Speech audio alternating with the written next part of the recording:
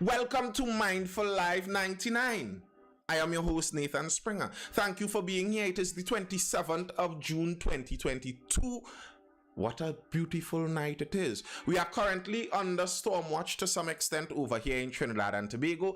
If you, like me, like to look at weather maps, you would have looked at the weather maps regarding the storm watch we are currently under, and you would have seen, there seems to be a long line of clouds extending all the way to West Africa, right back into the Caribbean. That seems like it's lining up pretty well for a shot into the Caribbean. They may want to enjoy the olive. Well, we're here talking tonight. The topic of the night is the internal elections of our main opposition party, the United National Congress, a party born out of Labour, born out of the United Labour Front, a party born in that kind of struggle, with its base in Central and South Trinidad in the Indo-Caribbean main former sugar workers demographic. That is the United National Congress. Why do you have to do your mustache? That I'm curious. Are you going for a Mario's Pizza look? Well, to be very honest, to the question in the chat there's actually no direct reason why I'm doing my mustache this. I just didn't cut it, and as it grew, I twirled it. And voila, here we are. But yes, the United National Congress recently had an internal election. They recently had an internal election, and Mrs. Prasad Bisesa went up again for that internal election for the post of party leader, and she had her full slate of candidates.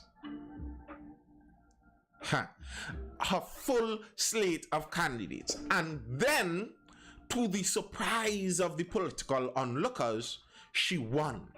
Now, I tweeted, congratulations to the United National Congress on winning opposition again. Because as it stands, the current leader of the United National Congress, Mrs. KAMLA Prasad Bisesa, senior counsel, has won one main election back in 2010. And then since then, it's been loss after loss after loss. And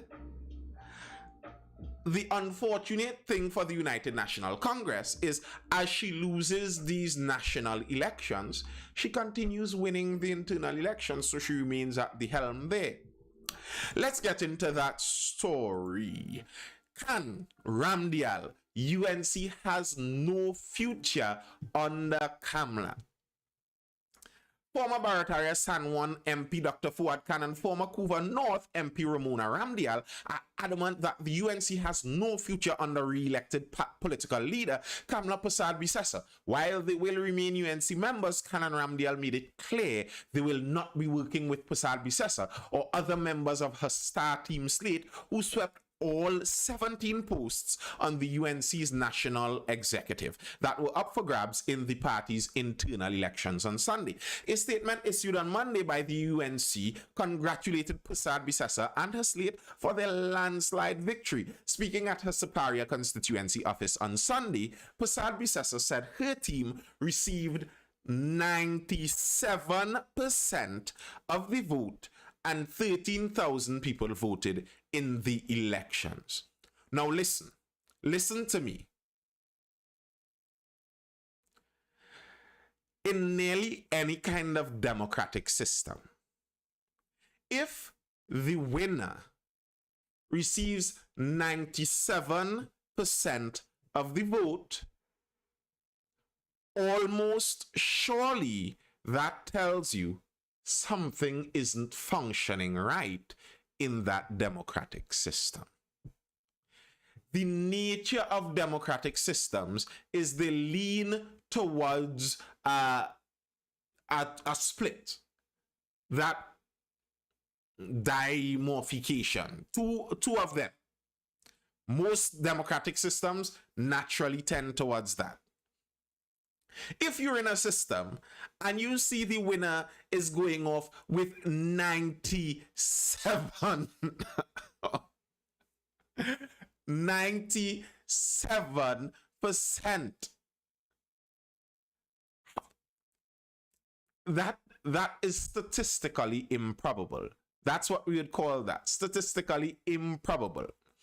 The party said preliminary figures showed 13,000 people voted, but the star teams got 95% of the votes cast. The final results will be released on Friday. In his first response to the results on Sunday, Khan said, "I accept the results, but I will only concede in a free and fair election." A day later, his position was unchanged. The results were expected based on the method and approach of the UNC party in preference for the star team and how they operated the election system. Khan reiterated his claim that all the lists with UNC members' names, email addresses, and phone numbers were given to the star team to work. With that information, he continued, star team members worked out of UNC constituency offices to contact party members to encourage them to vote for its candidates. Now, I happen to know that this is true for sure.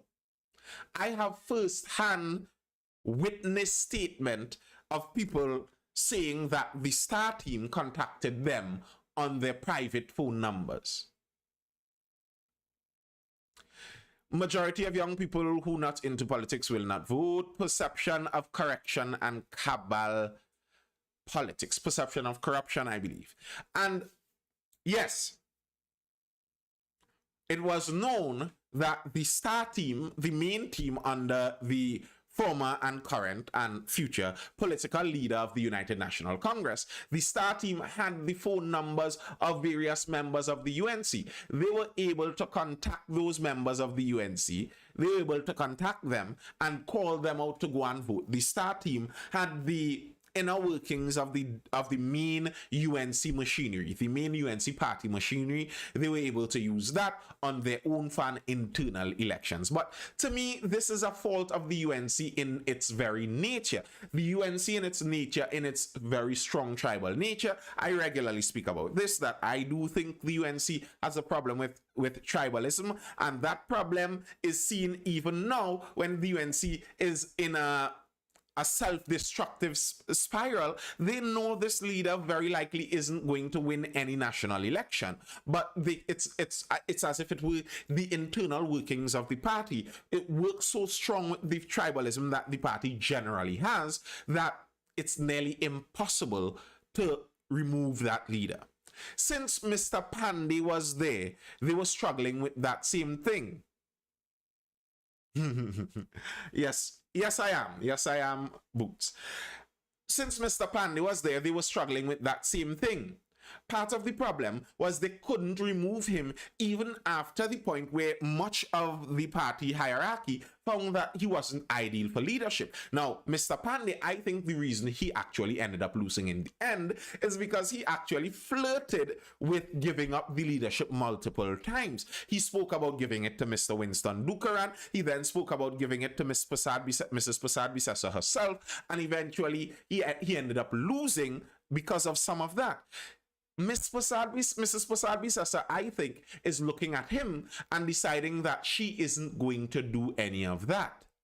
She isn't even making it seem like someone else is lined up right now for the future leadership of this party. No one is in line here. I am next in line.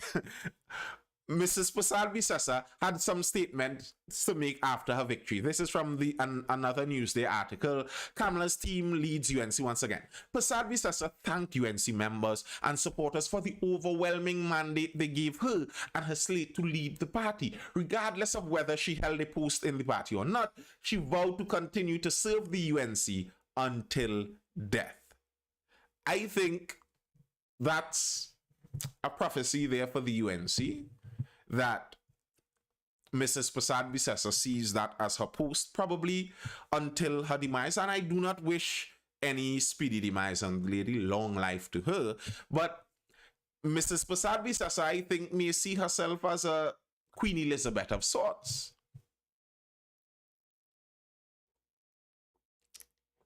And to be fair to Mrs. Prasad Bisesa, much of her hardcore supporters do refer to her as Queen. So they have that sentiment. And if you're the Queen, to be very honest with you, when I'm looking at Queen Elizabeth, I don't have problems with Lizzie. More power to Lizzie. You stay till you're 100, thanks. Because in the position she is in as queen, the age may even benefit. But I think Mrs. Prasad Visesa may be headed towards that kind of trajectory. She may be seeing it as her legacy that she would remain in right through. Because I believe she's 70 this year. She isn't getting any younger, but she is looking forward to the election in 2025. And I suppose when 2025 comes, if, as many may see and may predict, she loses, she may look at the next election from there. I am so proud of the UNC family. The loyal and loving members of the UNC came out in their thousands. My resolve to fight is even stronger, Mrs. Prasad Visesa said. Without calling names, Prasad Visesa slammed UNC members who she claimed insulted the party supporters at every opportunity while asking for their support. I remember mentioning this previously when speaking about the UNC and their internal squabbles, that I do believe the UNC and their nature towards the tribalism, as I just said. You can see it even in the language that Mrs. Prasad Visesa uses for internal elections. When she speaks about it, she divides into classes. She speaks with the dog whistle, as they call it, the dog whistle, where you're speaking about an identity reality that people would understand if they are part of the identity, while other onlookers may not pick up that quickly. And so very often when she slams her opponents in the UNC, she would call them knife and fork Indians. And I'm saying, as she says, that's what she calls them, because there's an understanding there. Remember where the UNC started. The UNC started in labor, in the cane fields, in the workers' fields, with the lower class people. So she would appeal to them and say that this other group is trying to speak down to you. This other group is trying to speak down to you. And we are the ones really speaking on your behalf. Now, I always find the speaking on the poor people behalf politicians, the speaking on the poor people behalf union leaders, etc., I find them to be a strange bunch, because nearly all of them are very wealthy. Have you ever seen Mrs. Prasad Visesa's home? And more power to her. You live in the home that you would love, Mrs. Prasad Visesa. I have no problem with that. But on this, in the same tone, knife and fork, like, are you not? Whenever you make leaders into a godlike figure, this is what happens. Bro, hold up. Well, hit me with it quickly by retaining KPB. The UNC says TNT that they are offering more. Pandey did speak up for the poor in the 70s. I have no doubt for that. I have no doubt of that. And that is, you see, I don't deny that these people, Pandit, did the work in the earlys. And I don't deny that many union leaders, Mr. Butler in the earlys, he wasn't any wealthy man. He faced the brunt of it. I am talking in these modern times. So often you hear politicians talk about speaking on behalf of the poor people and on behalf of the downtrodden, and you're like, something doesn't quite add up with it. But I don't doubt that there are people before who legitimately did it to some extent. I don't doubt that for one moment. But look at the tribalism that is stoked here by Mrs. Prasad Visesa. Our party has shown the rank and file of the membership has reinforced my resolve to promote the children of our rank and file. She said there was no room for any political dynasty, caste, or class in the UNC anymore. She said there was no room for any political dynasty, caste, and class in the UNC anymore. Now, let's do some English comprehension here. Good night, interesting. Let's do some English comprehension here, folks. If she is saying anymore, we know she's referring to Michaela. We know that. But if she's saying anymore. She was the political leader of the UNC for all the time except for Mr. Pandey. So for her to say anymore, she is saying that in that previous era under Mr. Pandey, the UNC was run by political dynasty, caste, and class. And she's saying now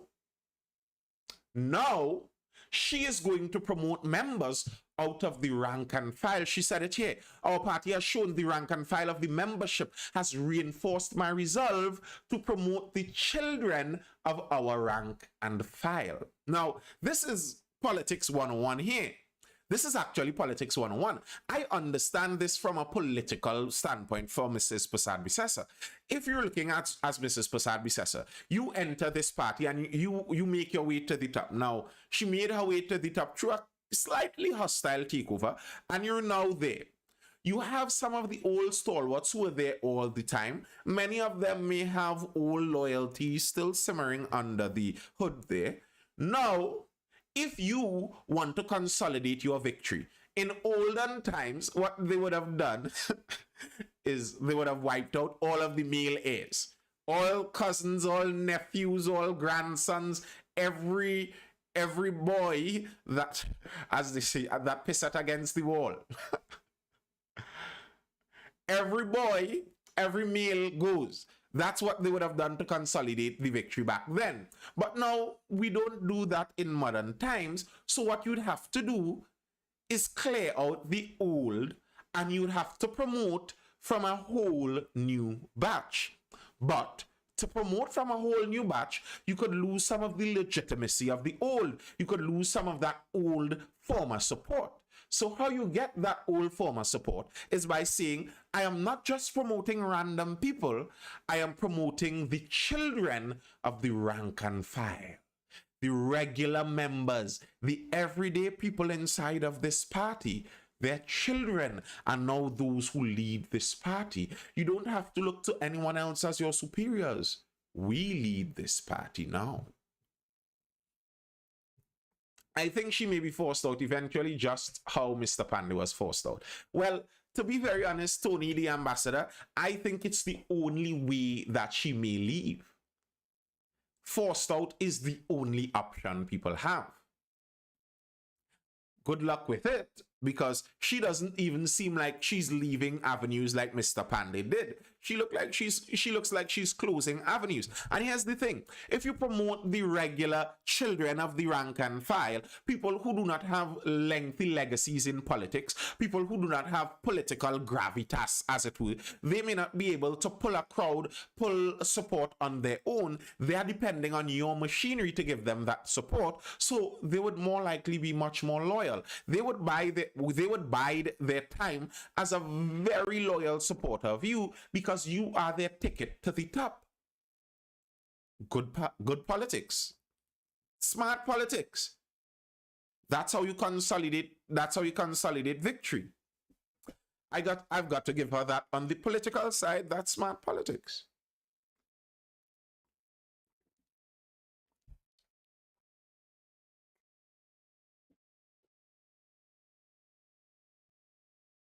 To unnamed detractors and defeated opponents in the elections, Prasad-Bisesa said, your constant attacks, your constant ridicule and attempts to belittle the rank and file members of our party in order to advance your own selfish aims have proven to be worthless. Listen, this is stoking the tribal, come on my side, forget them side flames to the highest.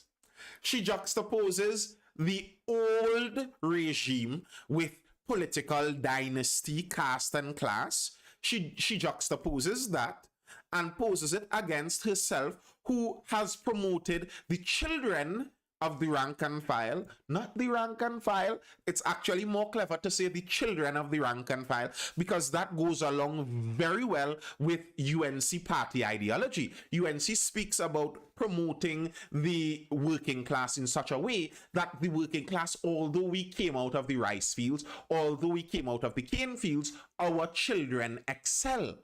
That is the That is part of the political and social ideology that is part of UNC. Anyone who has been a UNC supporter would know that. That's something that UNC regularly espouses.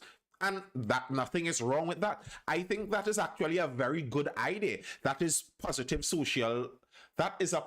social ideology. So when she speaks about the children of the rank and file, it comes with that understanding of their political ideology. It's good politics, and juxtapose that with the political dynasty, caste and class, and then go back to saying that those others from that political dynasty, class and caste, they're the ones that constantly attacked and ridiculed and belittled the rank and file members of our party in order to advance their own selfish aims.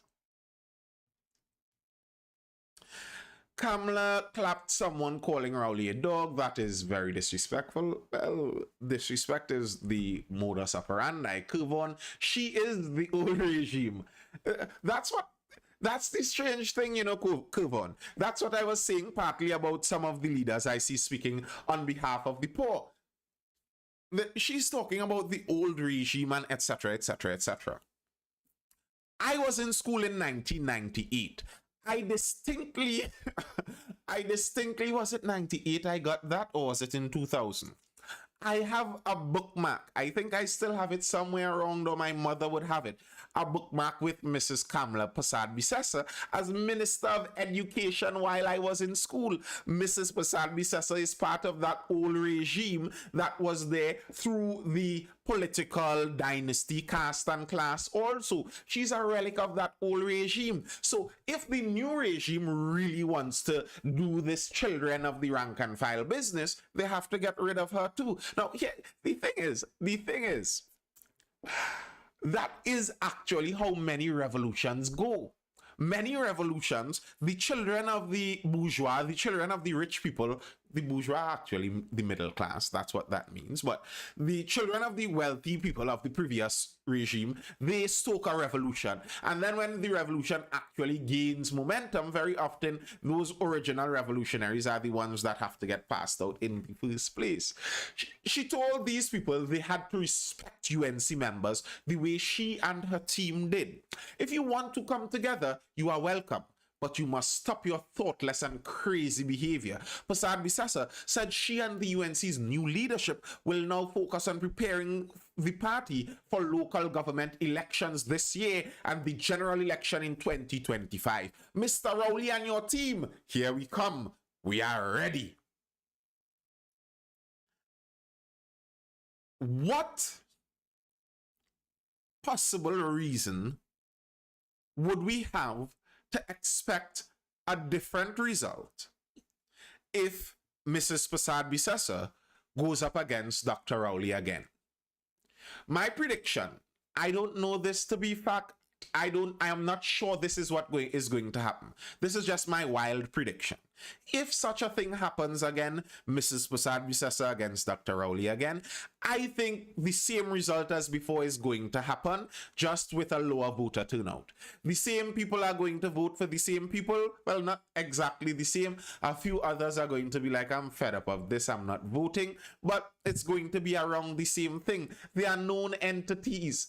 Mrs. Prasad Bisesa isn't going to attract any new supporters. The possibility of that is very slim. If KAMLA had an ounce of sense, she would have made Jayanti leader. That might have been smart, because I could say that Miss Jayanti Lakshmidiyal, she, for one, I don't know her politics, I don't know her integrity, etc. But when it comes to speaking, she's a clever lady. She is sharp. She can speak. But Mrs. Prasad Bisesa doesn't look like she wants to give up the reins. KPB is a projecting a reality that is divorced from observable history. She is the past. Uncle Rawls say this is his last. He said that before, and then after he said that was his last, he said something again that kind of seemed like it changed from that. Now, I don't take politicians at their word. I'll see it when I believe it. Good night, I love black women. Last keep exam was today. Yes, man. Celebration. Somebody throw something in the chat there. How you throw stuff in the chat? I am unfamiliar with this. How you throw something in the chat there? Throw something in the chat there. Celebration for final keep exams. Lovely. Congrats on that, Mr. I love black women. That is basically a choice between two evils, and evil is evil. I just want change. Big up to all the fellas on the live. Our lives matter too. All right, boy rat. All right, boy rat. You big up yourself. You like yourself. You do your thing. You enjoy your life. Okay, rat? You enjoy your life. You do that. Mrs. Fasad Visesa. And I see that our elections, our political system, I usually blame the UNC for it because of this very same thing. No, you could throw emojis. I'm not saying spend money. You could throw emojis like normal people. Throw a little champagne emoji or something. We don't have to be splurging out here. But yeah, miss it today and pretend to be a dashing. Okay. Did you grow? Did you get any badgie? Did you get any badgie coming out of the top? I usually blame the UNC for the nature of our political system because of this very same thing. The UNC, they have mastered the tribal art in politics, which makes it very difficult for the UNC to move on political terms, makes it a very stagnated party, which ultimately makes the political system in Trinidad and Tobago stagnated, because you end up with a party stuck in one position. So if someone is opposed to that party, they must remain on the fringes. They could never go anywhere near that party, and that party is stuck there. And on the other side, if you are inside there, you're stuck there, and you will not leave there because they have that strong tribalism. I blame the UNC. If for some way we could have disintegrated the UNC, the PNM would have lost the next election.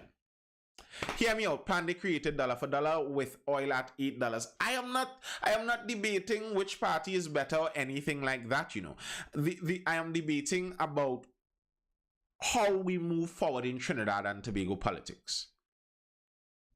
How we move forward in Trinidad and Tobago politics. Now, though everything there would have to be brought down to relativity, because although oil would have been $8 a barrel, other things were relatively a lot cheaper also. When you think about it, PNM is the default government. UNC gets in when the PNM is changing tires. PNM is the default government, and in that term, I will say that I think many people who even decide to vote PNM or choose PNM don't even like them. It's like the default. And if there isn't any alternative, it's like, okay, well, they would do it.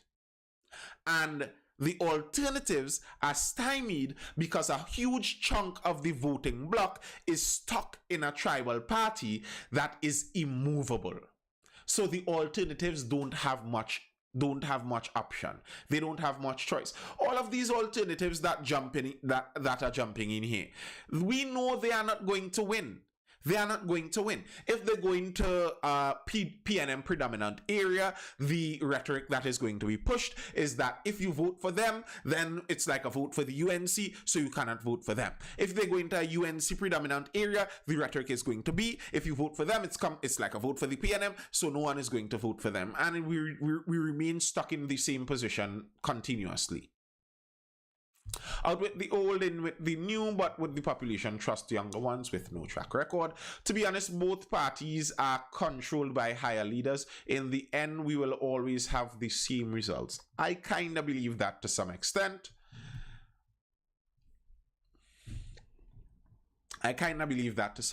That's why, to me, my political strategy, my political ideology isn't in hoping for a better politician, because I think that is a fool's hope.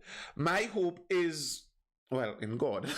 And if I were to push for something in politics, I push for getting less power in the hands of politicians. Put more power in the hands of the people, direct power in the hands of the people. Let politicians, let governments have less say on the general public, on the general economy, and we will be better for it. Us citizens should protest for situations or problems, but instead we just complain. We are the power. Protest how? Protest for what? What is a protest going to do? Okay, every 1.4 million person in this country hits the street tomorrow. We walk up and down the country. We lose some calories, etc., etc. What is that going to do? How is that going to change anything? What is it to do? And here's what very often happens with that. You jump into a protest and you get in there and you say, yes, we're going to protest something. You're just in the crowd. And then you protest, you walk up and down the road, you go home in the evening and you see the news report for your protest. And you see at the head of the protest was a political leader.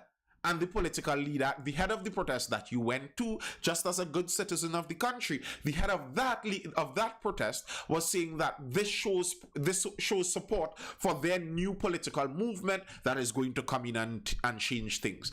Even if they do come in, they come in with some coalition like they did in 2010, and they steal the treasury blind.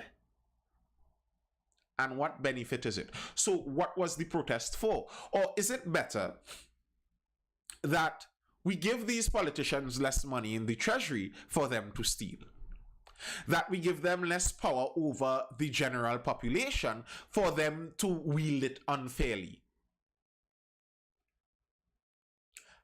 Is it better to hope to find the perfect politician, or take some of the power out of the politician's hands and return it to the regular citizen? Which one you think is a more viable hope?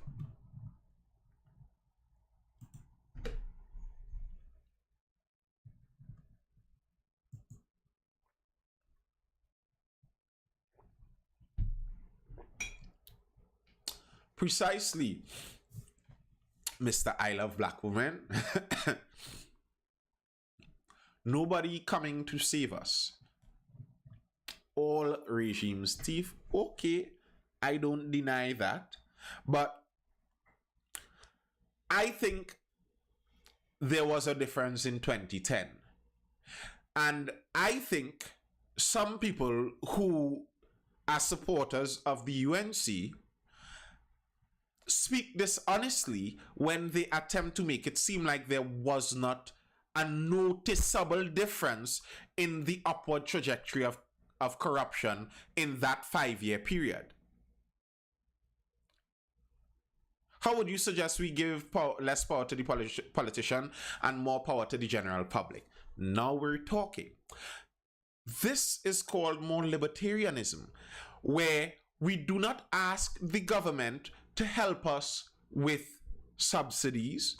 We do not ask the government to help us with URP. We do not ask the government to help us with CPEP.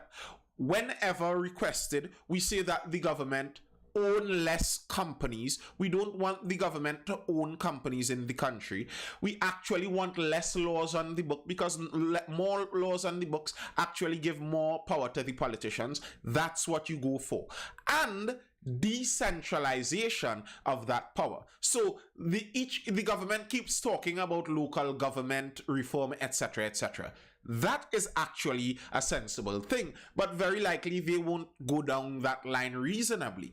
Most of the issues that face us and bother us on the day-to-day that we face are issues to do with local government. The drains, the roads, the neighbor, the mosquitoes, etc., etc. It's your daily life. That's local government. Nathan, look at Al Rawi, for instance. Ask him how much was paid to Nehus for their buildings. I don't doubt that. So you want a more free market economy then? Yes, I do. Yes, I do.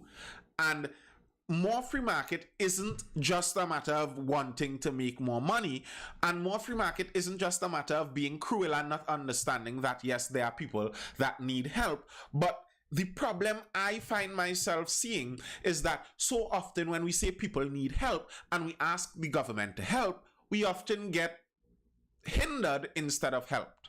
And I don't think it to be a logical conclusion for us to look at politicians, see them screw up many different situations, and decide that the way to solve this is to give the politician more money and more power for them to go in and solve it. That doesn't really make sense to me. But the population cries when privatization is mentioned. I know, and that's why I try to talk constantly to whoever would listen to me even on the live here. Trinidad and Tobago's population still has that colonial mentality where we want to be taken care of. Not everyone, but a large amount of our population loves being taken care of. That's the unions preach that message even stronger very often. The whole public service business. We cannot exist as a nation outside of political corruption, having the public service that we currently have. Corruption is bound to happen with the size and nature of our public service. It is inevitable. But how many public servants want to lose their job? How many public servants will say that, yeah, we should decrease this thing? It is big and weighty and makes no sense in our country. How many public servants would actually say that? We have some abusive parents. Well, that's what you get. Because that's what you get. When you ask for them to take care of you, they would protect you and make sure you're fed and everything, but then they would do everything. They become your authoritarian figures. Freedom is risk. Freedom has those risks with it all the time. That's the nature of it. But what you gonna do? What you gonna do? I was answering something previously. Right. I was speaking to Lyndon Supers because you were speaking about the 2010 to 2015 partnership. Let's be honest about it. There was more corruption then. The partnership came into power in Trinidad. They had the possibility. The partnership, what they came in with, had the reasonable possibility to rule Trinidad for probably a 40-year stretch. They messed it up. Members from within the partnership, within short time, started cracking apart, saying they have never seen stealing like this in their lives.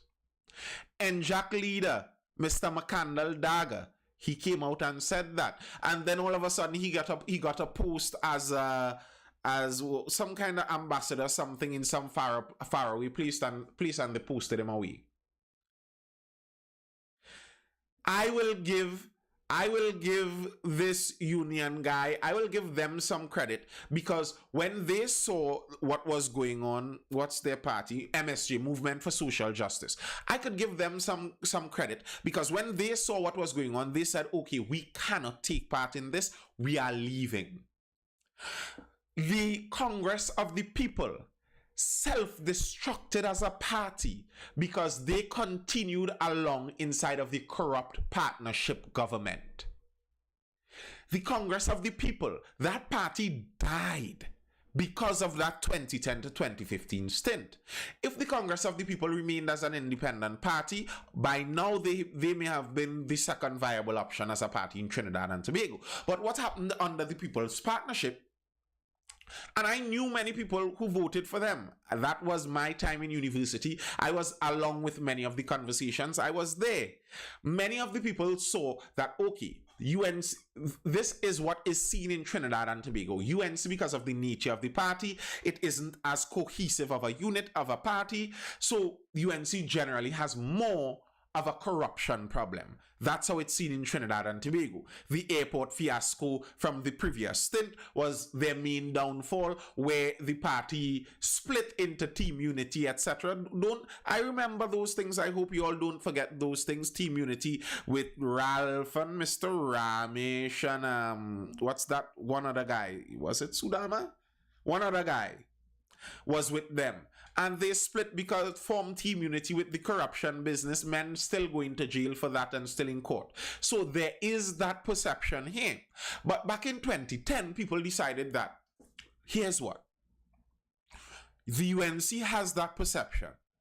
But maybe if we pair them with the COP, we pair them with the COP, and the COP would be seen as a more as an entity with more integrity, because Mr. Dukaran came out of the NAR, which was seen as a more honest working class party. All right, good. So we have the COP, and then we have Labour to tuck in on this side with MSG. Grand. This is a coalition that cannot fail. And then they went in and recognized, wait, well, one party is leading here, and they have a lot of mouths to feed to pay back for favors or whatever. For whatever reason, other than that, whatever reason, the corruption went haywire. So do not attempt to gaslight the population by saying things like all regimes steal, all regimes thief, and use that to somehow make it a lesser thing in 2010. Many people will allow some level of stealing. To me, PNM's main corruption is their nepotism, because they have been in place for so long. They are the regime. Obviously, all the buildings they rent are from party stalwarts, because they've been doing it since the 60s. So, okay, I understand that. I'm not saying it's a good thing, but it is there. And it's probably harder to prosecute. But when a party comes in and people look and see like contracts for billions are leaving,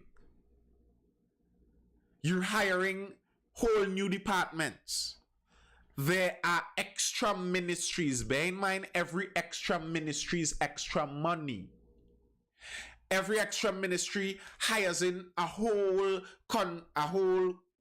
group of contract workers. Listen, some of you, I don't know if some of you weren't privy to what happened during that time, but I'm telling you, that party, that coalition lost their opportunity. They came in with popular support that could have kept them there for 40 years. And within 5 years, they lost all of that to a party that ran alone. The PNM didn't have to make any new coalition to come and beat them back in 2015. They were voted out. People did not want them back. The corruption scared the country. There were scandals after scandals after scandals. The People's Partnership was lucky that they existed before the internet existed in its current form, before social media existed in its current form.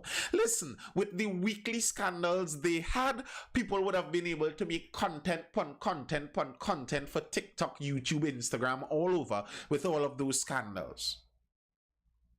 The party was not a cohesive unit. They did not function properly. And for Mrs. Prasad Bisasa to come back to the country without attempting to rectify some of that and attempt to just put yourself up for that position again, I don't think she has a reasonable expectation to win here. I really don't.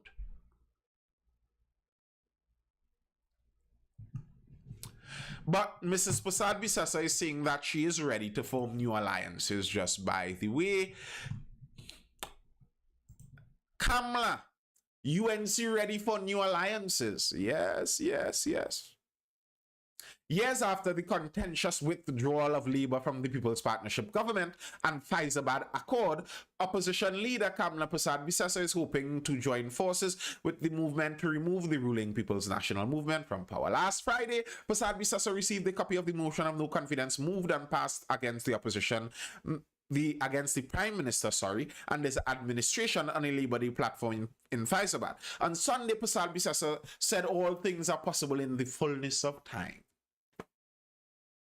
She said her UNC was prepared to work with anyone to remove this wicked, corrupt Rowley regime. The unions have asked for our help and we will ask for their help. She acknowledged the party's membership was skeptical about a possible alliance with the Labour movement given the past. However, she said, I say simply mistakes can be made, have been made by many people. We have to let bygones be bygones. We have a greater battle to fight. That battle is to fight to remove this wicked government out of office. All is forgiven. Nothing is ever forgotten. I don't have lapses like Mr. Amo. Oh, wow. Politics makes strange bedfellows. Very, very strange bedfellows. The unions and the opposition back in arms together again. 2009, anyone repeating? And how are we to expect a different result? It's literally the same people. Literally. Not in how some people use literally, not meaning literally, but it's literally the same people, the same union leaders, the same opposition leader. Is this 2000? This must be deja vu. This must be deja vu. How do you expect anything to change like that? How do we expect anything to change realistically? How do we do it? I did a contemplation speaking about the Grenadian victory where the 44-year-old Mr. Dickon Mitchell out in Grenada won their general election. And I am not one that automatically believes the younger generation is the better generation, but at some point in time, we have to say these septuagenarians need to, hang up their saddles and give it over to someone else. You're in your 70s. Give it a rest. You're in your 70s. You have already failed according to the people of Trinidad and Tobago. You are not generally electable to the public. Why are we doing this? How does this benefit the public? I don't think it does. That's all I have for now. Anyone has any other comment or question before we dive out?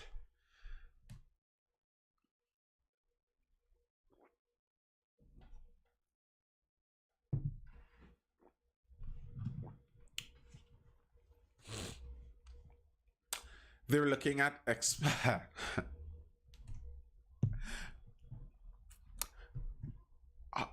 in this case, I don't think experience is a beneficial trait. I don't think the electorate sees experience in this case as being a net benefit. They would rather someone with less experience in the corruption.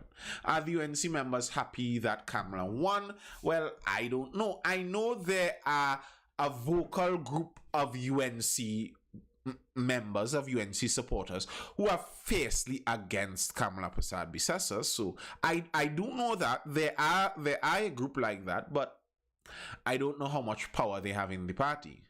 Ministry of Education said no school tomorrow. All right, folks, you all heard that, no school tomorrow. So Nisi says in the TikTok chat, those that don't know their history are condemned to repeat it. Well said, Kenton Philip. Well said indeed. And on that stoic note, I will bid you adieu. I hope you're educated, informed, or entertained, and I will see you tomorrow for the next Mindful Live. Be sure to head over to my YouTube channel if you have never done so, and subscribe to Nathan Springer over there on YouTube. Good videos dropping. I'm trying to get back into my daily schedule of videos. Even beside these live streams, there are daily videos that drop too. So yeah, head over to YouTube there and take them in, and I will see you later. Peace, peace, peace, peace.